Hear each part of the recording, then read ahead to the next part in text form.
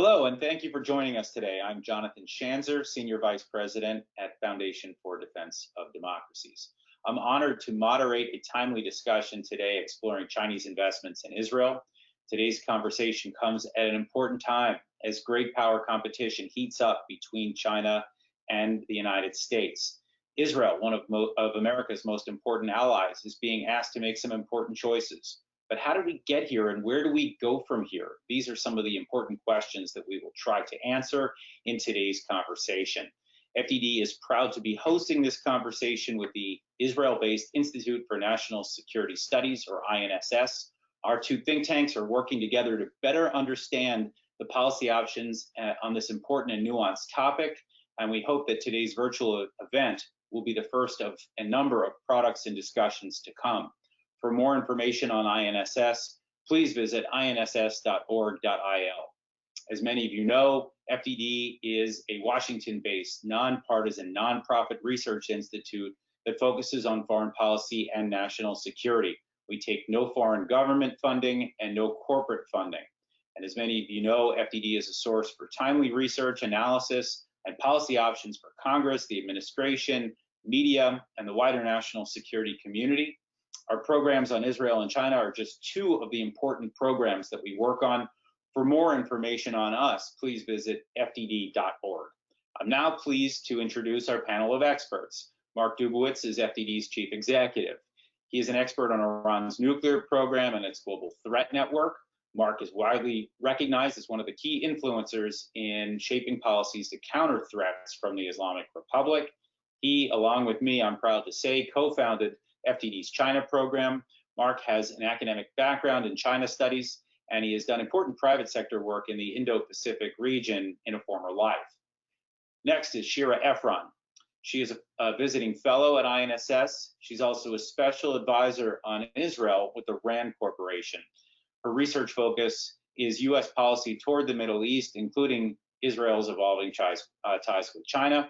Her recent reports on Israel and China have been featured widely in the Israeli and international media, and we will hear more about those in just a little bit.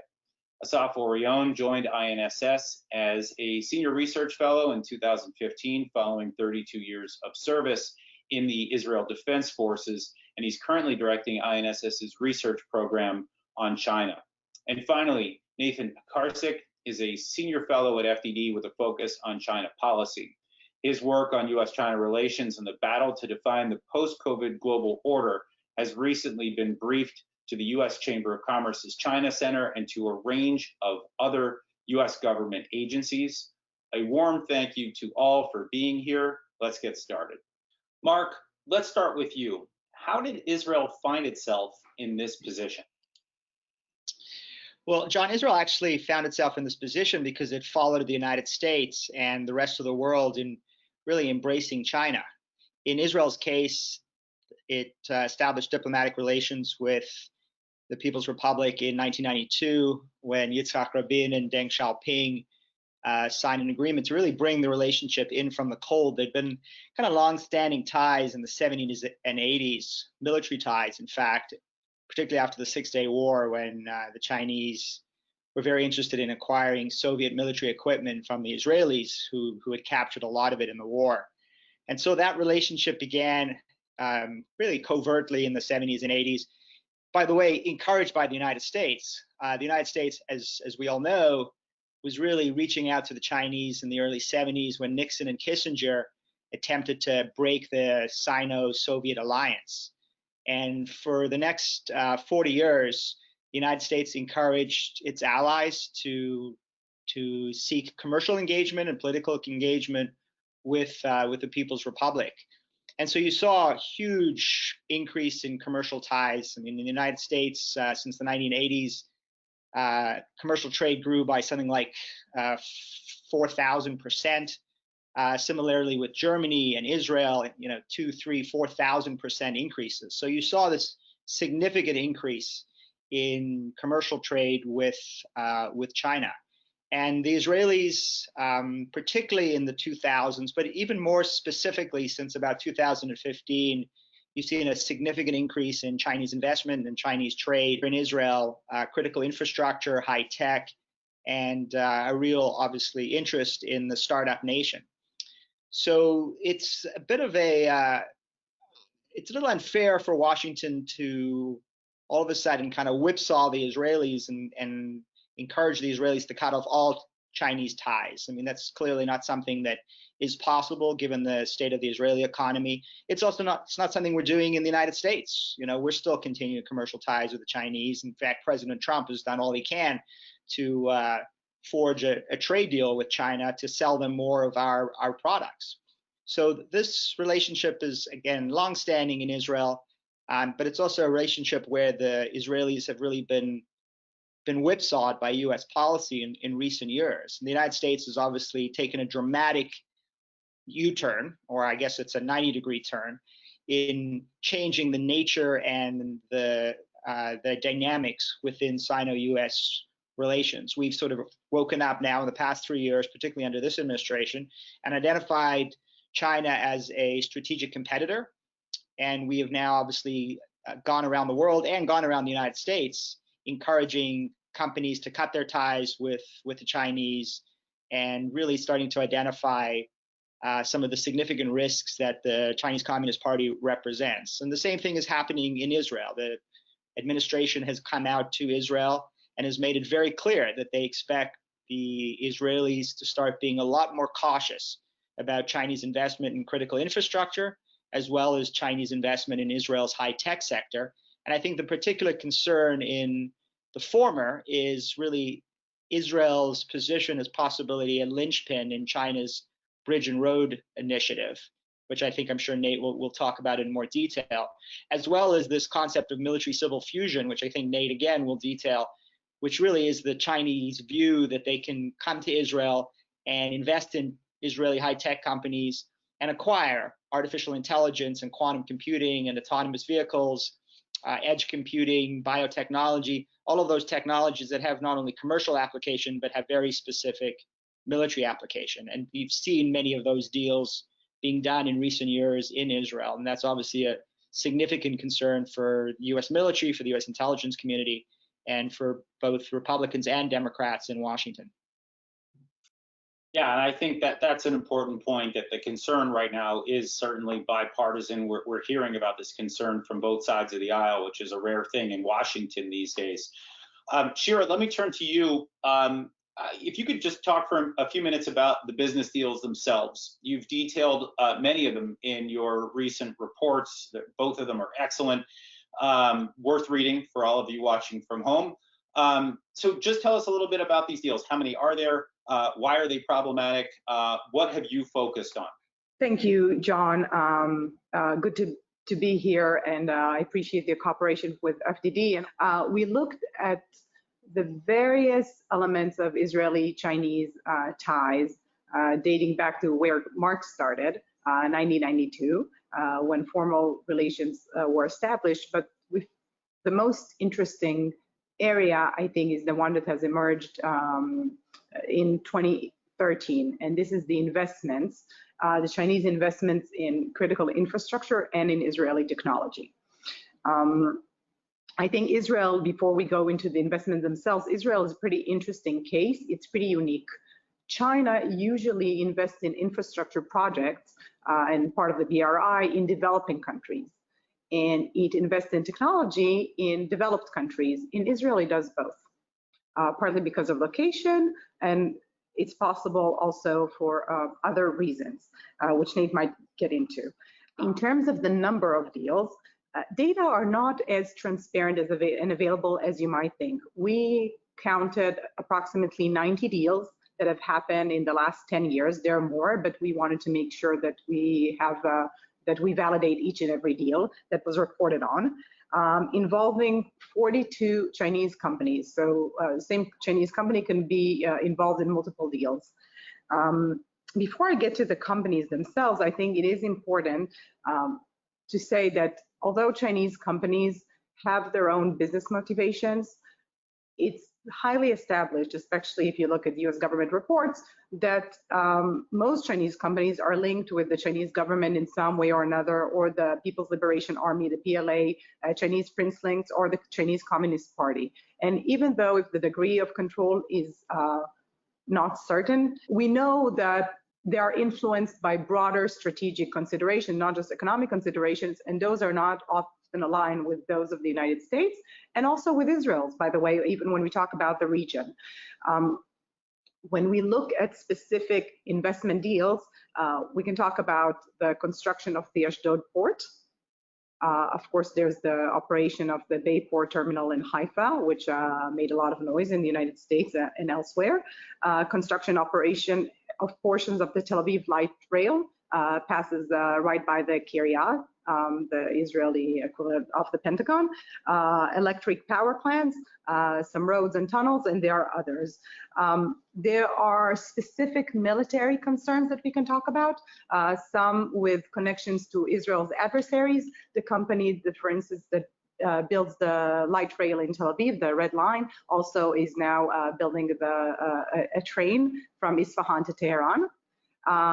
There's also IP and sensitive data transfer risks we can talk about. There's the human intelligence risks. If Chinese personnel are present in areas where the United States has deployed assets, which was the case where concerns were brought up with the case of Haifa, this is an issue also, and the cyber espionage. I can give some examples of companies that raised red flags when we saw this from an American position. For instance, the China Communications Construction Company, CCCC, which builds the Ashdod port, it also conducts military projects, and it built a satellite station for the PLA in Argentina. The parent company of CCCC, Dredging, is accused of efforts to reclaim islands in the South China Sea. ZTE invested in Israel. It invested the Israeli company Rainbow Medical. And I think on ZTE, which is accused by the US government of violating sanctions in Iran, there's no need to elaborate here. Baidu, also web services company that conducts AI research and autonomous cars, it invests in 5 Israeli tech companies and VCs. And of course, Huawei, which invests in at least 2 Israeli technology companies that we know of, Toga Networks and Hexateer, also raise different concerns. Even though, and this is, I think, is an important note to make, China doesn't invest in military technology in Israel. It doesn't invest in the dual use, the traditional dual use that we talk about, that can be civil and military applications, what is defined as dual use. But in the sense of where the US, how US is thinking about China and the competition with China at the moment, we're talking about investments in companies that are in that produce the dual-use technology in the future. There's also investment through venture capital, VCs, which invest in a lot of these dual-use technologies. Thanks, Shira. I think important to note that there were a few small incidents in the past where the United States and Israel did have to iron out arrangements when it came to military technology, and the Israelis have stayed on side with that. I think they've complied, but I think you're right that there are new technologies and new deals in the works that now very recently have come onto the US radar. Nate, let me turn to you. You studied China in great depth. What do the Chinese want out of Israel? I mean, this is a tiny country. It's squarely in America's camp. It's not a country that's going to be swayed to all of a sudden become vociferous supporters of the Chinese Communist Party. So what are they after here? And while you're at it, perhaps explain how Israel fits into the Chinese concept of civil-military fusion that Mark had mentioned. Thank you so much, John, and thank you for the opportunity to join the dialogue here today, guys. Yeah, I think it all begins with China's economic development model. And at its core, China has placed a bet that its economic development can proceed without placing costly, high-risk investments into fundamental research and development.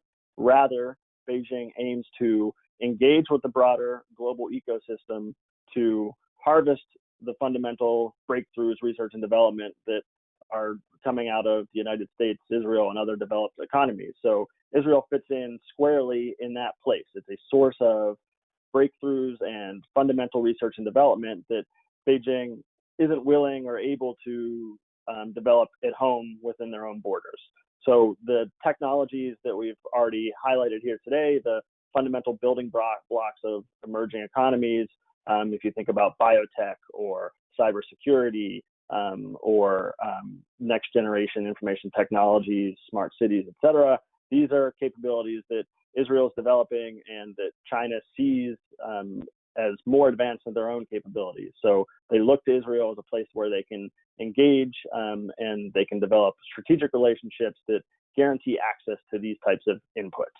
And often, as we've already hinted, many of these do carry dual use relevance and plug into the concept of military civil fusion, which is Beijing's plan for converting otherwise commercial or civilian inputs into military and strategic utility. So if you think about semiconductors, they help us have smarter televisions and smarter computers and smarter phones, but they also help on guidance systems for missiles. And Beijing has a deliberate apparatus built up as a part of its economic development model to convert any civilian and commercial technology that it harvests from abroad into military technology. So the Ministry of Industry and Information Technology in Beijing, MIIT, serves as an information collector, collator, and catalyst for transferring what Beijing and its state-led, enterprise-driven model can steal from abroad. And I would just emphasize this state-led, enterprise-driven aspect of the economic development model, which is that it's not a direct top-down command economy. It is guided by the state, as we've hinted at, but it allows and propels individual and seemingly fragmented or ad hoc private sector actors to pursue the state's interests, and they're going out into the world. Thanks, Nate. And yeah, obviously important to remember Israel is widely identified as the startup nation for all of the terrific advances that the country has made in the realm of technology. And I think as many people have noted, the line between technology and weapons, especially as AI and other capabilities are developed, that's going to increasingly be blurred over time. And this is, of course, what the United States is concerned about, and why Israel is now caught in its current predicament. Asaf, let me turn to you. Let me just ask you about the Israeli perception of China. Is it a huge difference from the perception that's widely held in the United States, especially now as the U.S. begins to look at kind of great power competition and the concerns that we see on Capitol Hill? Do we see those same concerns in Israel? What are the major fundamental differences? Thank you for inviting me for this event. I propose a two-angle point of view on this. First, on the static dimension. The US and China are peers in size, and Israel is not a great power. It's a small country, perhaps with extraordinary punch, but it's still a small country. So there is a basic asymmetry in how we perceive China to begin with. Second is the dynamic. I think that a nuanced understanding of the differences between Israel and the US perceptions of China should look at the dynamic, because the US perception has been a moving target. It moved from engaging a partner and trying to inculcate it into the international system, then saying, well, it might be a competitor. Then you see the buds of being a rival all the way to a potential military enemy. And I think we should understand that the US has swayed in a very wide sway pretty quickly. Like the beginnings were early, but the swing was fast when it finally happened. Now, let's mark the turning point at the 2017 National Security Strategy. That's the end of 17. At the beginning of that year, Israel and China culminated their policy, signing it's called Comprehensive Innovation or Innovative Partnership. Okay, so from 2012 to 2017, Israel more or less rode along the U.S. perception. In 17, the U.S. took a corner, and this is why we're now on collision course. For America, China is an all-spectrum problem, from ideology to economy and technology to defense and military issues. And of course, it branches into IP issues, into all sorts of espionage, and so on. For Israel, China is not a national security threat. It's probably a national security concern. It's not a defense problem for us, except on some issues. It doesn't militarily reside in the Middle East, except now a budding thing in Djibouti and some peacekeeping missions. But China is not a military rival for Israel, and I don't foresee it going that way. And the last point I would say, we have a huge knowledge gap between the US and Israel, because the US has been interacting with China, I guess, 150 years. You have quite a large ex-China community in the States. Like, you have a Chinatown in every serious city in the States. You're well accustomed with the language. You fought with them in Vietnam and Korea. Like, it's not your first encounter. You had General Stilwell back in China. For Israel, we knew of each other. We have no Jews in China. We have no Jews from China.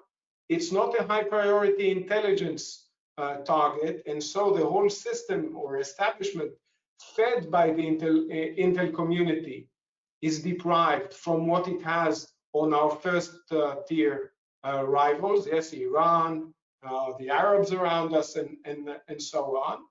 So we have a huge catch up to do to understand what China is about and what really the threat from China may be to Israel. And we need to take a balanced view to try not to miss the economic potentials. And in this, I would add an angle here. We're talking about Chinese investment in infrastructure. Actually, many of the projects that Shira mentioned are Israeli funding, Chinese contractors. They don't bring the capital. They do the implementation, okay? So it's not investment in infrastructure. And this is why we need to be very sharp on between the economic benefits, because it's a huge market, you can't disregard it. Their capacity in infrastructure building is substantial, and it meets huge Israeli demand. And by the way, the competition is not that attractive, and the US doesn't show up in our tenders. Like, nobody is coming with bids. And the IT community or the high-tech community would like to have Chinese capital or any other capital, but there needs to be an alternative. It can't be China or nothing. And eventually, we need to look at the exact challenges for Israel. We need to look at influence issues, codename United Front, not necessarily through investment, which is the current obsession. We need to look at espionage in its wider sense. That's data dominance, that's military and defense technologies, and technologies at large. We need to look at disruption. I don't think that's very high. Like, what's the probability that China is going to take down our electricity grid if we have no conflict between us? We have the Iranian thing to worry about.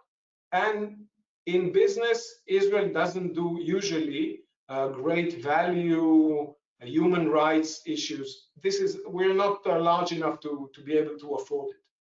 And the last thing that moved seriously, and we need to take note of that, is that the focus point of national security definition in the US expanded like in a big bang. It was well-defined military defense. We have export control mechanisms governing that. There is zero movement there towards China, and the US knows it. What happened is that this is a moving target, and the whole of our economy now is considered something that may have security implications. This deserves more work and fine-tuning. Thank you, Asaf. I would just note that I think your point about the Israeli infrastructure is particularly important. Israel, of course, is an ancient land, and it's built on infrastructure from the Ottoman era, from the British Mandate, from a hastily built country pre and post 1948, and so the infrastructure needs are significant, there's no question, and China works for pennies on the dollar. So of course that's attractive to Israel. Then of course there are the national security concerns and other issues that the United States has raised. Shira, let me turn to you for a moment and just ask you, you work for an Israeli think tank and an American think tank. You're in a very unique position. What would you say the main differences are when you look at this problem set through the lens of both of the affiliations that you have? That's a good question. I'll get to it in a moment. I just want to say that it's very true that the Chinese companies do not bring in their funding in a way that they do in other developing countries that could create a debt trap. But that does not mean it's not considered investments in infrastructure. So I think this is a point, and this is why if you look at European countries, I'm not talking the European countries like Greece, where Chinese do bring their capital, but other developed countries where they seek to build infrastructure, there are unique financing models for different companies, including for the Chinese companies. But I think from my vantage point that the risks are the same. They're not bringing their capital, but they are bringing their often the source materials, the equipment, including communications equipment, and the labor. So these are important points to make. You know, on the think tank question, I think it's not about the think tank per se. If I was sitting in the US government, the Israeli government, I would think the same things are needed. And it follows what Asaf said. I think there hasn't been so far a serious analysis that I've seen on the difference in the threat assessment of China between Israel and the United States. Asaf mentioned it. Israel is not an Asia-Pacific nation. It doesn't have to have military link to China, any connection to China. Israel does not seek to freedom of navigation. Israel is a small country, and I think it's really important to compare the threat assessments. And in this comparison, to look at what's objective for the reasons that Asaf mentioned and I just repeated, and what in this difference might be a result of the gap in knowledge that Asaf also brought up. There is a serious gap in understanding modern China in Israel. There are very few experts outside the government. They're not often used by the government. There are even fewer experts in the government itself. And the question is whether Israel underestimates the Chinese issue because it's really just not an issue for Israel, or just because it doesn't understand the full magnitude of this. So, and then it would maybe creating programs for filling the knowledge gap, learning from the US experience, how they caught up with China. It's true, Asaf says, you know, the US knows China for many, many years, but really the development of the modern Chinese expertise picked up in, we're talking about 79, 80, there were programs to train what I think it was Brzezinski then called top flight experts in China's policy. And from these programs, the Israel can learn. By the way, not just from the U.S., which is a very different country than Israel in that sense, but from other U.S. allies. There's Australia and New Zealand and Germany and other countries that Israel can learn from their experience. So this one policy recommendation. We haven't spoken about it yet, and I hope we get to it. But Israel is very new to this business of screening investments, foreign investments, not just Chinese investments. The United States has been doing it for a long time. And how can Israel strengthen its new investment screening mechanism, which it just started 6 months ago? So it's brand new, and also can learn from the United States on this. And I think finally, because we just spoke about the negatives now and sort of the compliance and the regulation and the sticks and the threats, but there are also opportunities. And you see them with Congress is speaking about it, a variety of other institutions, and FDD, I know you've been talking about it as well. And here at INSS, we've been looking into this.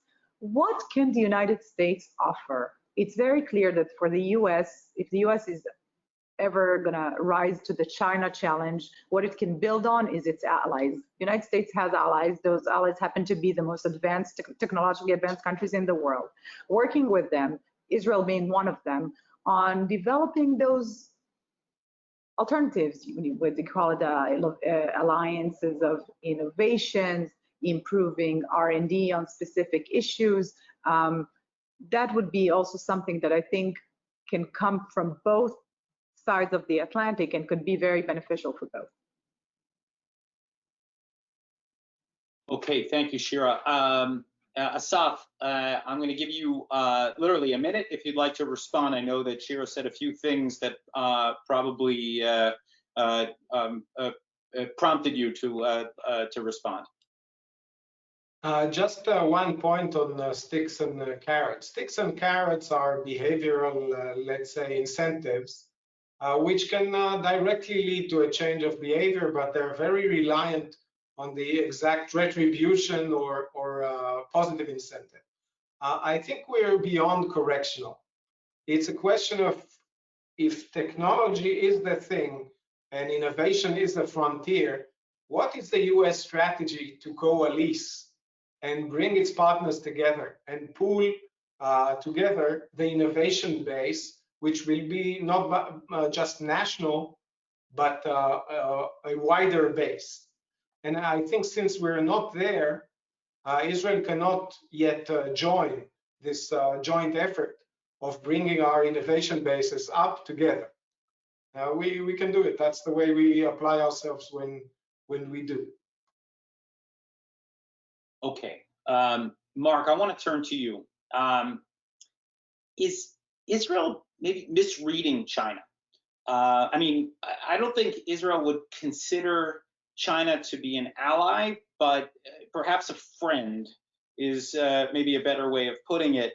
Can that work out between China and Israel?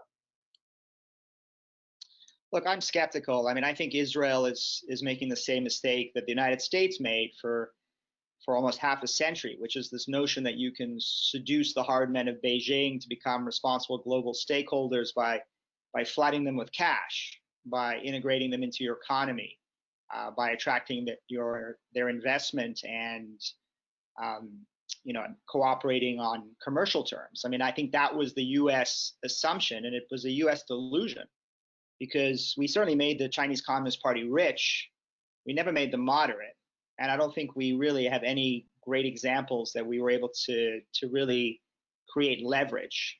If anything, the Chinese Communist Party has leverage against us now because of its dominance of critical supply chains. It's built up a huge military where they've certainly increased their leverage in the Indo-Pacific and are starting to take their military global with a blue water navy. I think the Israelis are suffering somewhat from the same delusion. And part of the problem, of course, is that when you talk to Israelis, their number one security threat is Iran. And so the question you have to ask is, how much influence has Israel been able to attract as a result of allowing the Chinese into their economy vis-a-vis Iran? And I would argue very little, because if you look at the Chinese relationship with Iran, it's very strong. The Chinese have been egregious proliferators of nuclear and missile technology to the Iranians, either directly or through Pakistan. People like Carl Lee is a Chinese middleman who has sold the Iranians advanced missile systems, nuclear technology, and even today there is going to be a huge confrontation at the UN Security Council in the next few months as the UN arms embargo expires. And when it expires, as the Pentagon says, the Chinese and the Russians will be able to sell billions of dollars worth of fighter jets and battle tanks and naval warships and attack helicopters to the Islamic Republic. And the Chinese military companies are chomping at the bit to get in even further into bed with the Islamic Republic, militarily now, as well as economically.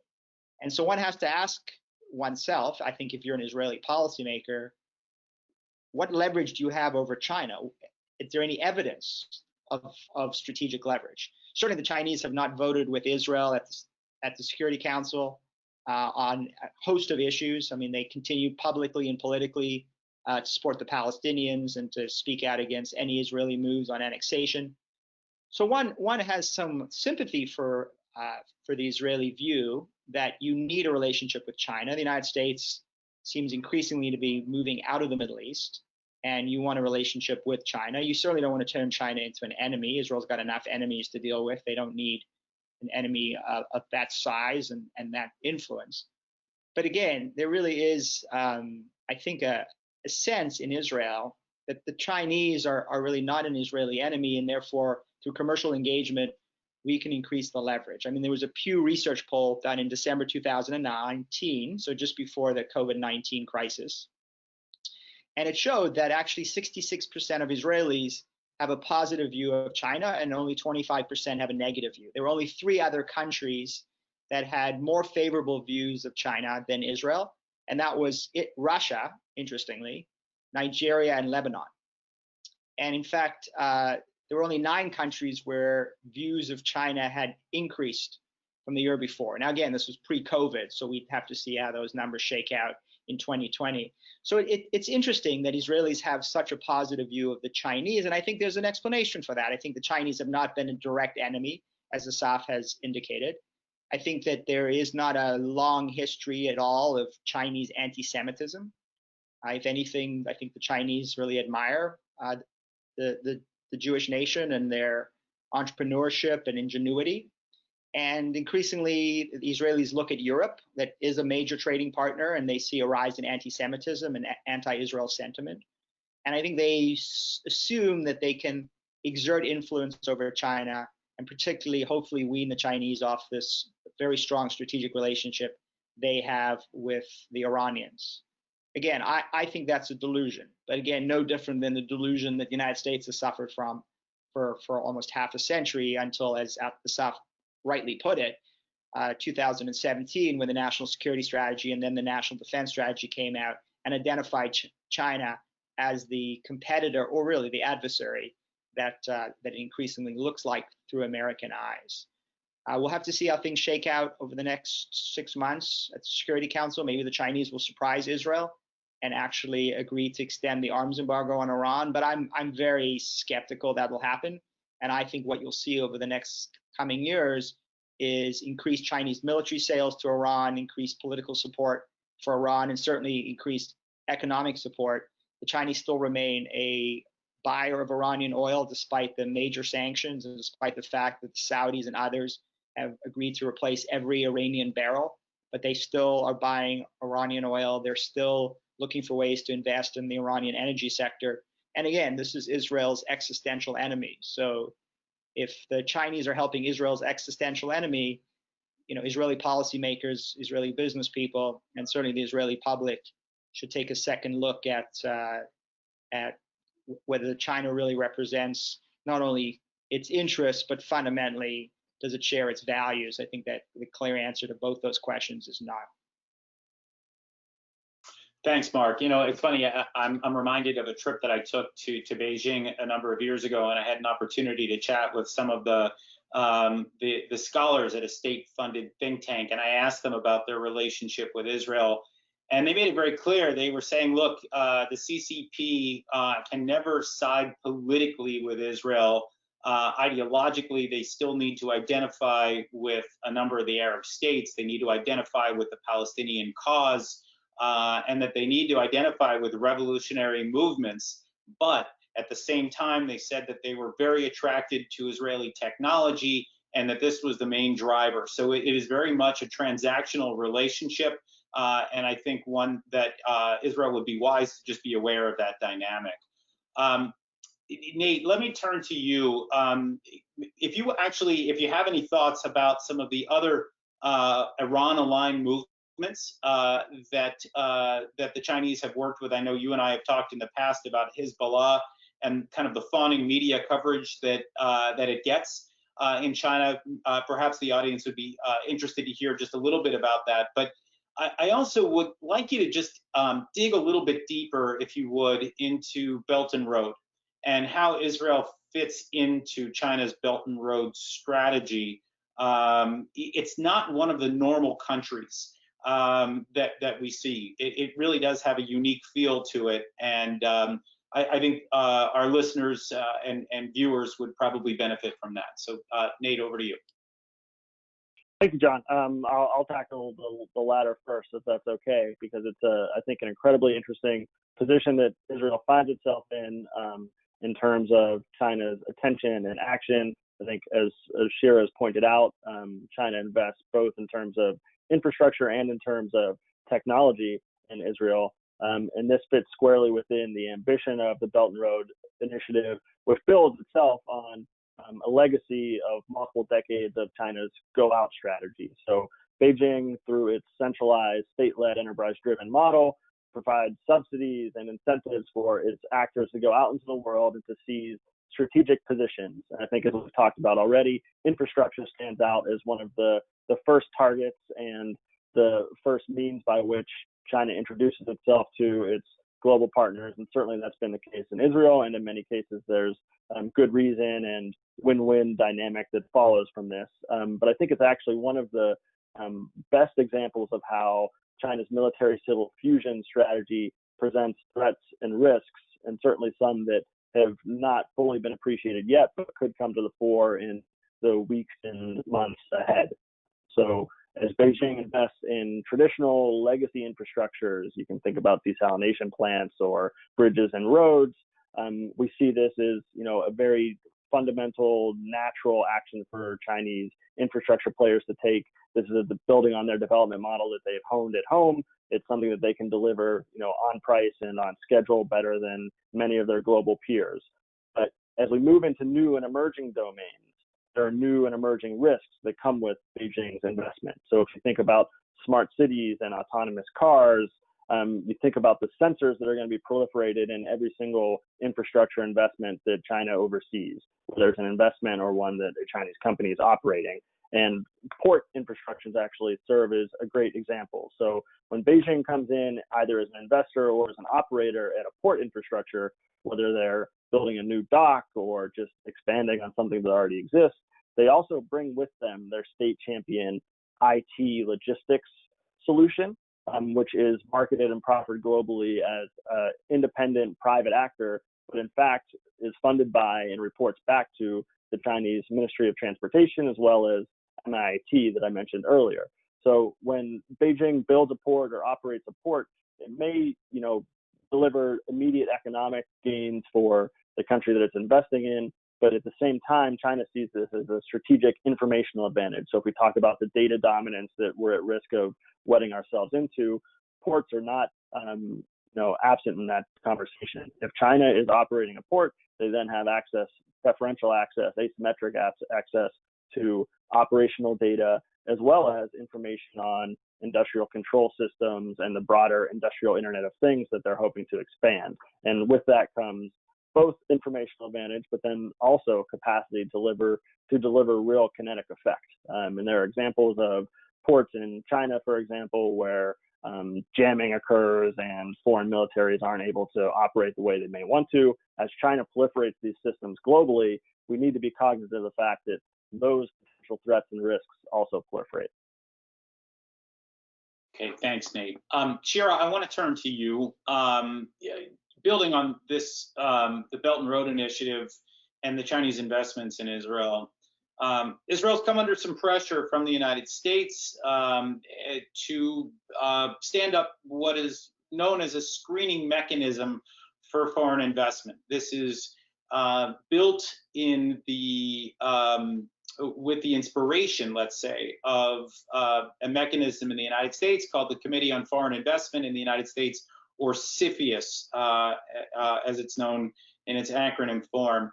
How has Israel fared in its screening thus far? I know this was one of the big asks from Washington.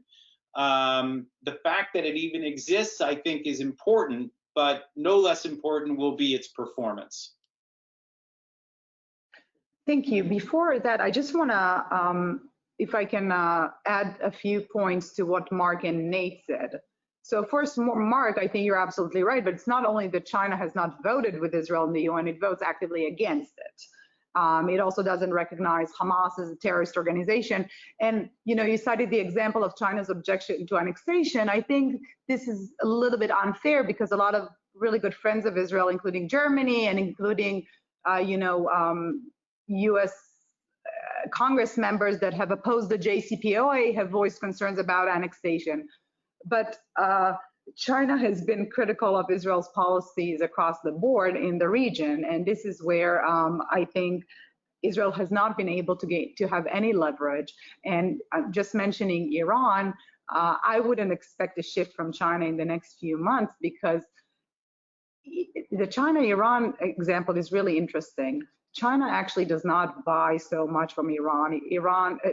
For Iran, China is much more important than Iran is important for China.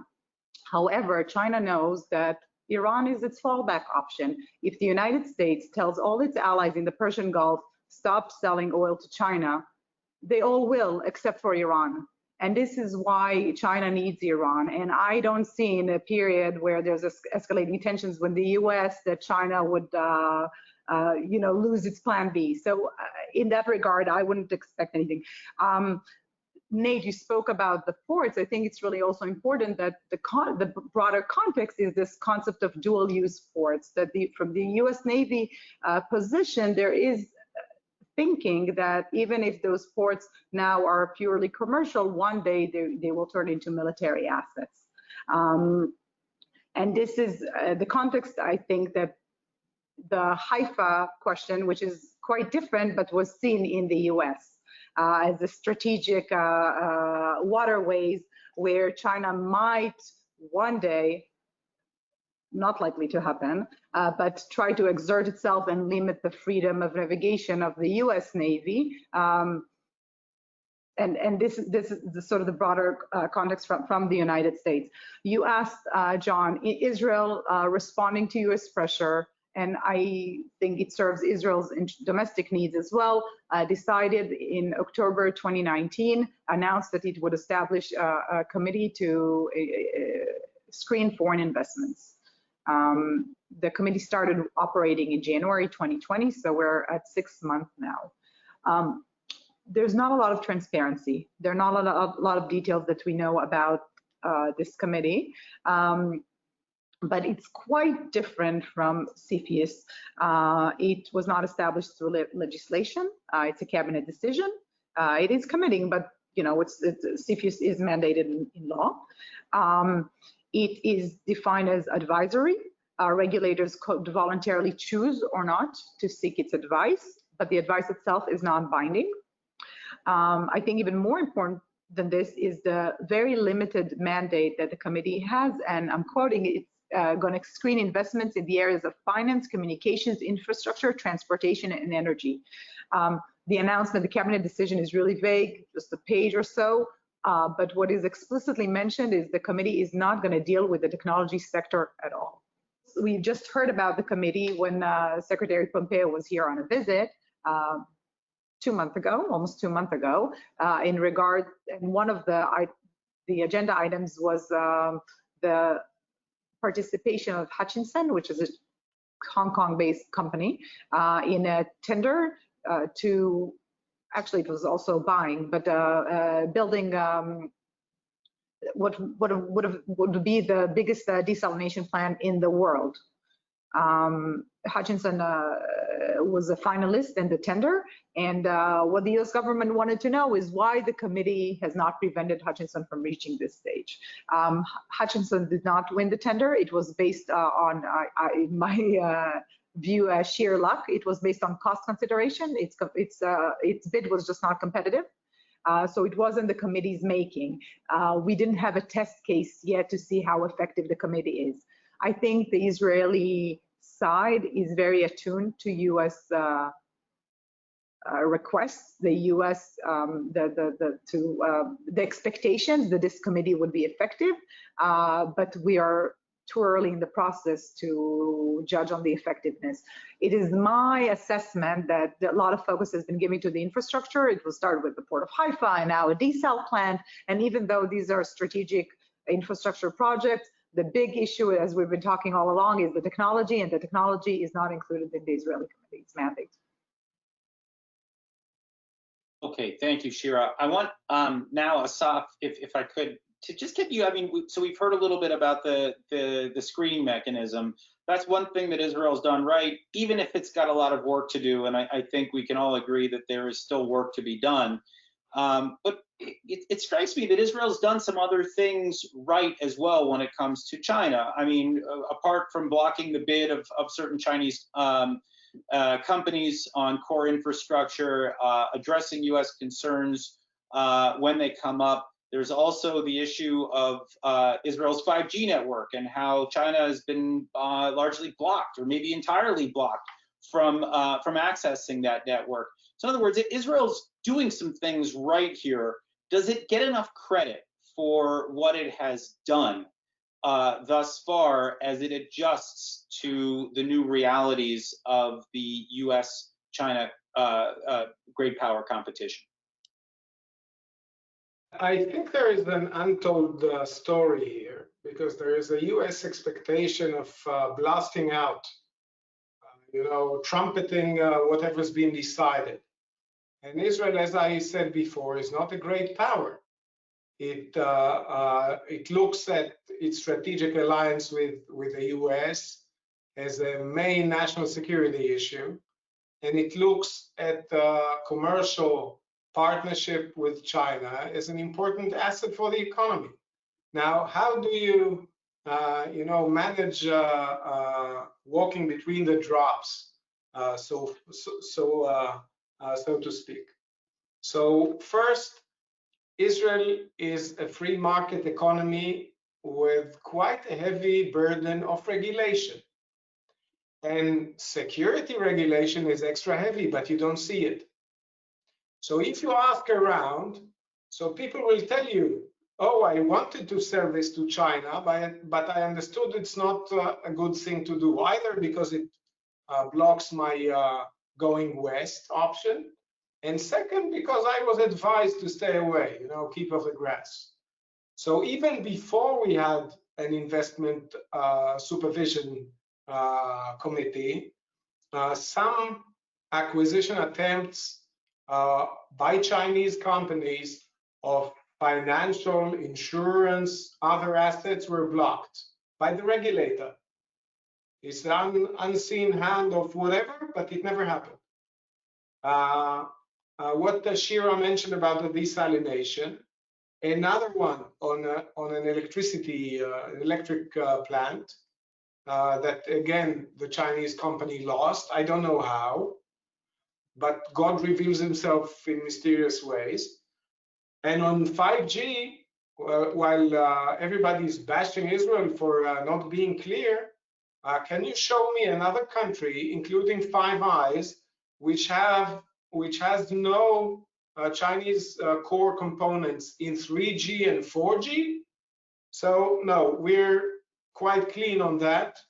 And 5G, I don't expect to see neither a declaration nor Chinese components. I just heard, on the margins that we may have already picked Nokia and Ericsson. But we're trying not to poke a finger in China's eye. There's no reason for us to insult China. I think we need to treat them with respect. It will never be an ally, but it's an important partner. And to Mark's remarks, I don't think we have an illusion that China will turn against Iran. They know their math. They counted how many Arabs, how many Muslims, how many Jews in the Jewish land, and they do a separation. They do business with Iran and with their bitter enemy Saudi Arabia and with Iran's bitter enemy Israel, as if the others don't exist. They separate it. And in a way, the Israeli trade policy with China is a bit like trade policy with Chinese characteristics. We differentiate between the two. Where the partition breaks is when we need to meet our US ally, but then we need to adopt a very, I would say, detail sensitive approach. We need to really understand the risk. The Haifa port will never be a military docking place for a foreign navy unless we allow it. This is not Sri Lanka and Hambantota. It's not even Piraeus with ownership. It's an operation lease and nothing more. So I think the early jump of the gun that the Fifth Fleet will not come this way again, I think it's a bit premature, and much of it is symbolic and emotional, and less so professional on how to manage security risk of a Chinese-operated container wolf. Yeah, I agree, Asaf. Everything that we've heard coming out of Israel and from the United States on Haifa seems to indicate that the U.S. and Israel have reached some sort of an agreement about how to mitigate the risk. And the Israeli security establishment took that very seriously and addressed whatever concerns were raised. Obviously, we're not aware of all the details, and probably nor should we be.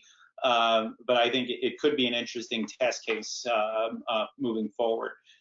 Nate, I want to turn to you for kind of just a broad assessment now of, I mean, we've heard a lot about Israel and China and what will likely happen in the wake of COVID-19, in the wake of this pandemic. But what does China do from here more broadly, and how does Israel fit into what you see as the post-COVID Chinese strategy? Yeah, thank you, John. I think it's much more a story of continuity than one of change. China sees the COVID crisis, frankly, as an opportunity. They see it as a time when they can accelerate the plans that they've already been pursuing globally. So you should expect to see the BRI movement and direction accelerated, not decelerated, and not drawn back. They've done some things in terms of their global sort of third world investments, trying to keep pace with G20 moves to provide debt relief, etc. But really, they're going to continue, I think, in the movement toward the high technology sources that they look to acquire. So I would figure for Israel to be even more prominent within the Chinese conception of go out and global spread moving forward. And at the same time, I think that Beijing is going to push, regardless of the blowback that they receive from the international community and narrative, they're going to push their standards, their infrastructures, and the very real intelligence and kinetic risks that come with those at a new pace right now. They think that the world is going to be distracted. They think capital is going to be crunched. There will be liquidity crises. They're going to try to move in at pace if they can.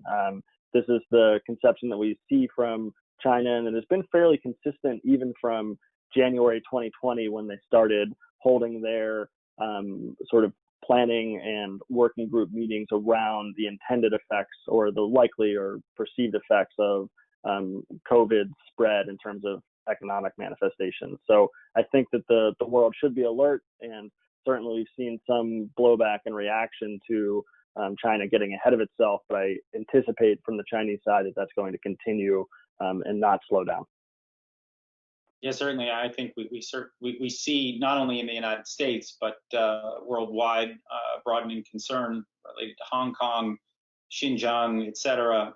So I think you're probably right there. Shira, you wanted to interject here for 30 seconds. Yes. I just wanted to bring it back to the post, not post, the COVID-19 effect on the investment issue in Israel. What I would be on high alert is maybe increased Chinese investment in Israeli meditech and biotech. Those are areas that already have drawn substantial Chinese investments. What's interesting is both the United States and Europe and Canada have recently called for increased scrutiny on foreign investments in any health-related field. Now, these higher barriers to Chinese investments elsewhere may steer even more investments toward Israel. And I will tell you, from the Israeli point of view, this is purely commercial. The whole concept of health security, while it's very clearly now part of the bigger perception of national security, is very different from how the United States sees that. So this could be also another impact that we might see here, and I think calls for attention. Okay, Mark, I want to wrap things up with you. You and I have together and separately written about some possible ways forward in dealing with the China-Israel relationship, trying to mitigate it, trying to manage it. But as we've warned, finger wagging won't cut it. Just simply admonishing Israel is not the way forward. So what is the way forward? How would you recommend the U.S. policymakers in particular, how should the United States be dealing with this problem set? Well, John, I think the first thing is that we have to acknowledge that, we have whipsawed the world in terms of our relationship with China. I think as all the panelists have said, this has happened very recently, that we've kind of abandoned our own delusions that you can't seduce the Chinese Communist Party with money to become more responsible. So we've got to acknowledge that this is something that's going to take some time. I think the second thing we can do is we can start to make very practical steps in Congress, in the administration, to help displace Chinese investment in Israel's critical infrastructure and high-tech sectors. So, for example, Congress is contemplating right now introducing legislation to model on the what's called BIRD, which is the Binational Industrial Research Development Fund, which was very instrumental in jumpstarting U.S.-Israel high-tech cooperation back in the 1970s. Since then, it's funded about 1,000 projects. There's basically about $400 million that's gone out the door. But more importantly, what it did was it really encouraged private capital to come into Israel. And today, U.S. venture funds are very active. U.S. money represents about 1/3 of total investment in Israel's high-tech sector. So what can we do to encourage even more U.S. investment, maybe more European investment, but particularly, what can we do to encourage more Indo-Pacific investment from America's Indo-Pacific allies, like Japan and India, Taiwan, South Korea, and of course, Australia and Canada as important Indo-Pacific players as well. So how do we displace that Chinese investment? Again, it's not a lot of Chinese money that's actually coming into the high-tech sector. The statistics that I saw, which were 2018 VC statistics, China represented about 4% of the total amount of global VC investment that came into Israel, followed by India and Japan at 3%, 2%. Now that number may have gone up or changed since 2018. We're not talking about a lot of Chinese investment. We are talking about very strategic Chinese investment. And I think as one Israeli venture capitalist put it publicly, he said the Chinese are really trying to drain the brains of Israeli entrepreneurs and technology experts, making these very strategic investments. So how do we beat the Chinese at that game? Let's encourage money from our Indo-Pacific allies through a alternative structure, a tri-national BIRD, and Congress is contemplating that. The second way is to encourage even closer U.S.-Israel military R&D cooperation at even earlier stages than is now being done. And there, in the current National Defense Authorization Act, there was a amended language that was put in by bipartisan members of Congress to create a U.S.-Israel operational technology working group. And the idea there is to instruct the Ministry of Defense in Israel and the Pentagon to cooperate even more closely on these 21st century military technologies. And so hopefully, if that passes Congress to sign into law, that will again start to facilitate even more cooperation. But clearly, if the Pentagon is going to do more military R&D with Israel, if we're going to encourage even more U.S. and Indo-Pacific money into Israel, we have to, yes, acknowledge that the Israelis have been whipsawed, but also acknowledge that the Israelis have to start to make moves in the right direction. We have to be very specific about what deals are permitted and what deals are not permitted and what deals are on the line, right? We can't say to the Israelis, you can't do any business with China. I mean, that would destroy their economy. We can't say to the Israelis, well, you can do any business with China as long as it's not strictly military technology, right? As long as you're not selling them the Falcon, onboard reconnaissance system for aircraft, or the Harpy drones that can help the Chinese invade Taiwan. I mean, those were the military conflicts of old, right? We had with the Israelis. I think we've moved past that, as Asaf pointed out, and the Israelis really understand what they can and cannot sell in terms of conventional military technology. But first, next generation military technology it's very difficult to understand. Is this AI platform only for commercial consumer use, or will the Chinese Communist Party use this for military objectives, right? What about edge computing? What about quantum computing? What about biotechnology? Is this to make Chinese people healthier, or will the Chinese use this to create a superhuman Chinese soldier of the 21st century to confront the U.S. military? This might sound fanciful and science fiction, but it's not. As you read more and more of what the Chinese are doing in creating 21st century technologies, you understand they're trying to get their hands on this advanced technology, including from Israel. And I would just conclude with this, and that's to contextualize it. And I think already Asaf and Shira and Nate have mentioned this. Israel is not the only country in the world that the United States is having issues with respect to China, right? I mean, you take a country like Germany. I was quoting the Pew Research poll earlier, right? The Germans may have a very low opinion of China. Only 34% of Germans have a high opinion, 56% have a low opinion. But when you look at German-Chinese trade and cooperation, it's enormous. I mean, it dwarfs anything that the Israelis are doing with the Chinese, and it's also in very sensitive technology areas. And we have that problem around the world with our good friends, the Canadians and the Australians and the Kiwis, and the Brits, in the Five Eyes that Asaf mentioned, right? Our closest intelligence partners are also having their own issues with China and had long-standing commercial technology, energy, and infrastructure ties. So when we're wagging our finger at the Israelis, we're wagging our finger at all our allies. But I think more proactively, let's think forward, move forward, and put in place the kinds of mechanisms that will help displace Chinese investment so that Chinese or Israeli entrepreneurs and Israeli VCs have an alternative to Chinese term sheets and Chinese money and Chinese tender offers. And we see our allies in Israel making those kinds of important investments. Okay, well, we have unfortunately run out of time. This has been a fascinating conversation. And actually, before we conclude, I just want to note that OpsTech working group that Mark mentioned was an idea championed by FDD's Brad Bowman and John Hanna. They deserve credit for incubating that idea. And that's, of course, one of the things that FDD takes pride in, is coming up with some of the intellectual capital that is ultimately deployed in Washington and beyond. I want to take the opportunity now to thank our panelists. We have Nate Pekarsik, Asaf Orion, Shira Efron, and Mark Dubowitz.